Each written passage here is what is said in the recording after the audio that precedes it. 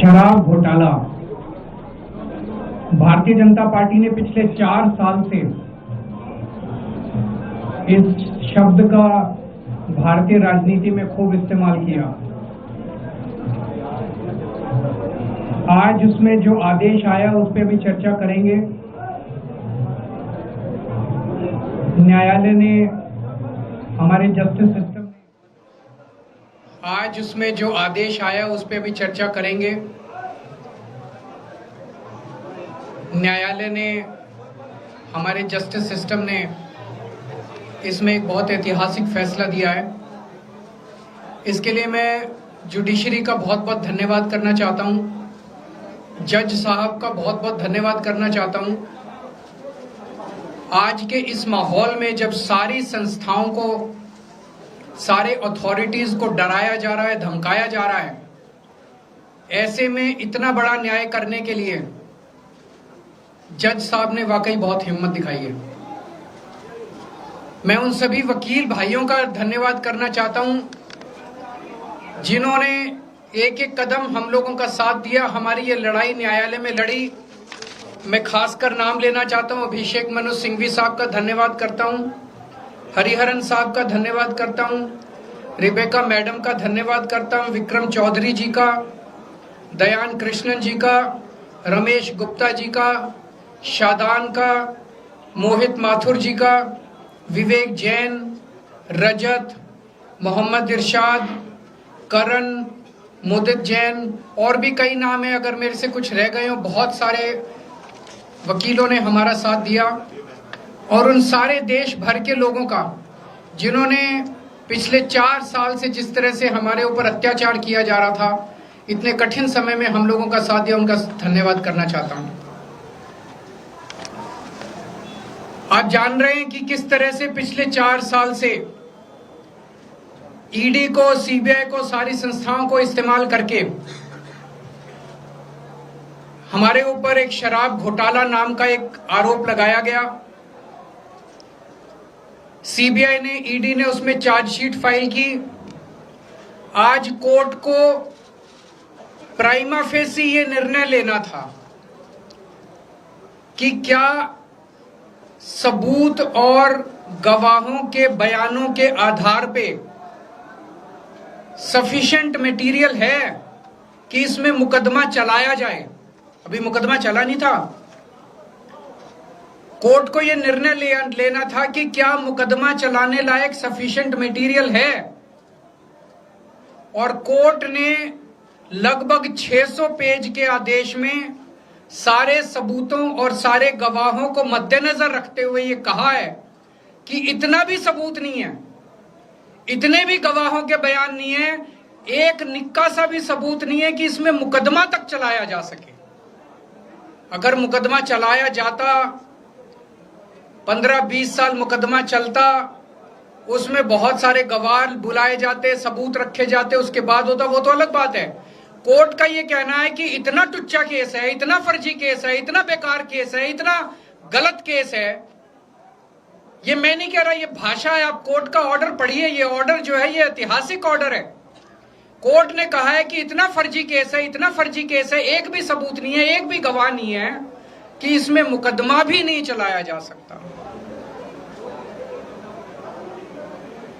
ये पूरा षड्यंत्र किसने रचा, क्यों रचा? ये पूरा षड्यंत्र 2 लोगों ने मिलकर रचा, नरेंद्र मोदी जी और अमित शाह जी। और आज उन दोनों को पूरे देश से माफी मांगनी चाहिए। उन दोनों ने मिलकर षड्यंत्र रचा कि आम आदमी पार्टी को खत्म किया जाए, आम आदमी पार्टी को बर्बाद किया जाए। और उस षड्यंत्र के तहत आजाद भारत का सबसे बड़ा और सबसे घिनौना षड्यंत्र रचा उन लोगों ने। वो देख रहे थे कि दिल्ली में वो हमें नहीं हरा सकते। वो देख रहे थे कि दिल्ली की जनता हमारे कामों से बहुत खुश है। वो देख रहे थे दिल्ली में कामों की राजनीति के आधार पे वो कहीं खड़े नहीं होते। तो उन्होंने एक षड्यंत्र रचा। जनता जानती है कि केजरीवाल ईमानदार, उन्होंने कहा केजरीवाल की ईमानदारी पे चोट करो। जनता जानती है कि आम आदमी पार्टी ईमानदारी, उन्होंने कहा आम आदमी पार्टी की ईमानदारी पे चोट करो। उन्होंने आम आदमी पार्टी को खत्म करने के लिए षड्यंत्र रचा और बोले केजरीवाल बेईमान है, केजरीवाल बेईमान है, केजरीवाल बेईमान है। केजरीवाल ने शराब घोटाला किया, केजरीवाल पैसे खा गया, केजरीवाल ने 100 करोड़ रुपए खा लिए। मैंने जिंदगी में केवल ईमानदारी कमाई है, मैंने जिंदगी में केवल इज्जत कमाई है, एक नया पैसा नहीं कमाया मैंने अपनी जिंदगी में। इन लोगों की तरह नहीं हूं मैंने जिंदगी में एक नया पैसा नहीं कमाया, केवल ईमानदारी कमाई है। और ये उस ईमानदारी के ऊपर चोट करना चाहते थे, उसके लिए इन्होंने षड्यंत्र रचा था। आज कोर्ट के ऑर्डर के बाद ये साबित हो गया देश के सामने, केजरीवाल कट्टर ईमानदार है, मनीष सिसोदिया कट्टर ईमानदार है, संजय सिंह कट्टर ईमानदार है, दुर्गेश कट्टर ईमानदार है, आम आदमी पार्टी कट्टर ईमानदारी है। हम नहीं कह रही, कोर्ट ने सारे देश के सामने बोला है। कई लोग ये कहते हैं जेल से आने के बाद केजरीवाल चुप क्यों हो गया,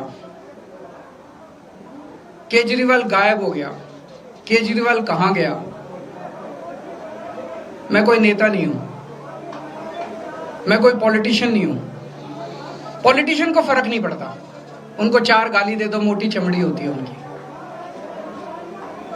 मैंने जिंदगी में केवल ईमानदारी कमाई है। मेरे को जब कोई बेईमान बोलता है मुझे फर्क पड़ता है, मेरे को जब जेल भेजा जाता है, मेरे परिवार के ऊपर ताने मारे जाते हैं, मेरे को फर्क पड़ता है। केजरीवाल को फर्क पड़ता है। इसलिए मैंने तय किया था कि जब सारे देश के सामने मैं निर्दोष साबित हो जाऊंगा तब तक मैं चुप रहूंगा। आज मेरे दिल से बहुत बड़ा बोझ उतर गया। मैं मोदी जी को कहना चाहता हूं, मोदी जी आपने हमारे ऊपर इतने केस कर लिए, आपने ईडी छोड़ दी, आपने सीबीआई छोड़ दी, आपने पुलिस छोड़ दी, आपने इनकम टैक्स छोड़ दिया हमारे पीछे, आपने जेल भेज दिया हमारे 5 सबसे बड़े नेताओं को।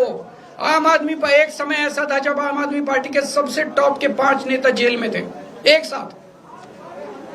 उसके बाद भी केजरीवाल का कुछ नहीं बिगाड़ सके। अब तो एक ही तरीका बचा है मोदी जी केजरीवाल से निपटने का, केजरीवाल का कत्ल करवाना पड़ेगा, केजरीवाल की हत्या करवानी पड़ेगी। उसके अलावा अब केजरीवाल आपसे संभलने वाला नहीं है। अब आपके बस का नहीं है केजरीवाल, आपने सब कुछ करके देख लिया, अब केजरीवाल का कत्ल ही करवाना पड़ेगा। और एक तरीका है, मैं पहले भी बोल चुका, लेकिन वो मोदी जी के बस का नहीं है। मैंने 500 स्कूल बनवाए दिल्ली में, आप 5000 स्कूल बनाओ। मैंने दिल्ली की सड़कें अच्छी करी, आप पूरे देश की सड़कें ठीक कर दो, देखो केजरीवाल को कोई पूछेगा ही नहीं। केजरीवाल ने 200 मोहल्ला क्लिनिक बनाए, आप 20,000 मोहल्ला क्लिनिक बनाओ। आप तो देश के प्रधानमंत्री हो, अरे अच्छे काम करो ना। वो नहीं होता मोदी जी से, वो मोदी जी से नहीं होता। मैं उनको कहना चाहता हूं, प्रधानमंत्री जी, केवल सत्ता की जो प्रधानमंत्री मोदी जी की और अमित शाह जी की सत्ता की हवस है, ये उसका नतीजा है जो ये षड्यंत्र रचा गया। और इस षड्यंत्र का मैं बहुत छोटा हूं, हमारे परिवार ने बहुत भुगत भोगी है। मैं जेल गया, मेरी मां बीमार रहती है बहुत ज्यादा, उसको अस्पताल में एडमिट कराना पड़ा, बहुत रोई मेरी मां, बहुत रोई। इनकी पत्नी मनीष सिसोदिया जी की पत्नी, उनको मल्टीपल स्क्लेरोसिस डिजीज है, सब लोग जानते हैं। जब सुप्रीम कोर्ट में केस चल रहा था, संजीव खन्ना जी ने कहा कि बहुत गंदी बीमारी है, उनके नीचे का पूरा पोर्शन काम नहीं करता और धीरे धीरे बीमारी बढ़ती जा रही है। हमारे परिवार ने बहुत भुगता है, लेकिन वो इंपॉर्टेंट नहीं है, हम इंपॉर्टेंट नहीं है, हमारा परिवार भी इंपॉर्टेंट नहीं है। लेकिन मोदी जी और अमित शाह जी के षड्यंत्र का खामियाजा जो दिल्ली भुगत रही है, दिल्ली के 3 करोड़ लोग भुगत रहे हैं, उसकी भरपाई कौन करेगा? आज दिल्ली में कहीं चले जाओ, सारी सड़कें टूटी पड़ी हैं, अस्पताल